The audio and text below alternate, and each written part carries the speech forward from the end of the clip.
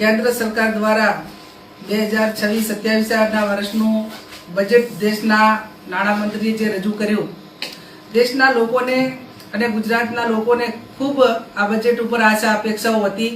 પણ તમામ આશાઓ જ્યારે ઠગારી નીવડી છે ત્યારે આજે દેશના નાણામંત્રીએ 53.5 લાખ કરોડનું જે બજેટ દેશની સમક્ષ રજૂ કર્યું, તેમાં ખાસ કરીને ખેડૂતોની ખૂબ મોટી આશા અપેક્ષા કેન્દ્ર સરકાર ઉપર હતી. જ્યારે યુપીએની સરકાર હતી મનમોહનસિંહજીની,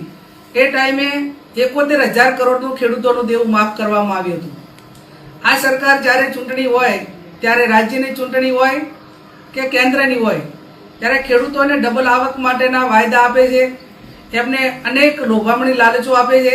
પણ જ્યારે બજેટમાં આપવાનું હોય ત્યારે માત્ર ઠીંગો આપે છે, એમને કોઈ રાહત આપવામાં આવતી નથી. આજ 16 વર્ષથી ખેડૂતો સરકારની રાહ જોઈને બેઠા છે કે એમનું દેવું માફ થાય, પણ એ આજે પણ આ વર્ષના બજેટમાં પણ એ વસ્તુ ક્યાંય દેશના નાણામંત્રી મારફત સાંભળવામાં ન આવી. ગઈ વખતે 2025-26ના વર્ષમાં ખેડૂતોને જે 3 લાખ રૂપિયા કેસીસી ધિરાણ આપવામાં આવતું હતું, એ વધારીને 5 લાખની જાહેરાત કરવામાં આવી, પણ આજે 1 વર્ષ પૂરું થઈ ગયું, એનો એક પણ અમલ થયો નથી અને એક પણ ખેડૂતને દેશનાને 5 લાખ રૂપિયાનું ટૂંકી મુદતનું ધિરાણ એ કોઈ પણ બેંક મારફત આપવામાં આવ્યું નથી. આ રીતે નાબાર્ડ મારફત જે પણ ખેડૂતોની સ્કીમો છે, એ સ્કીમોની અંદર ખેડૂતોને જે રાહત આપવા માટેની વાત હોય, વર્તમાન સમયની અંદર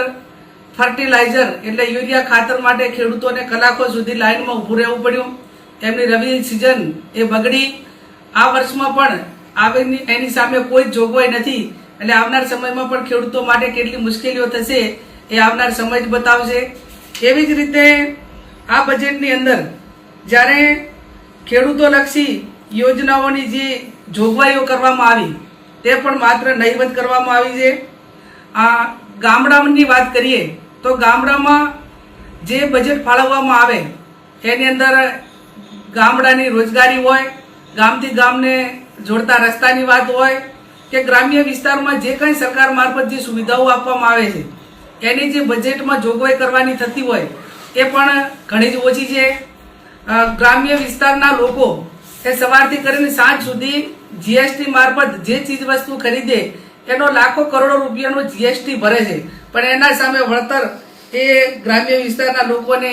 બિલકુલ કંઈ આ બજેટમાં આપવામાં આવ્યું નથી.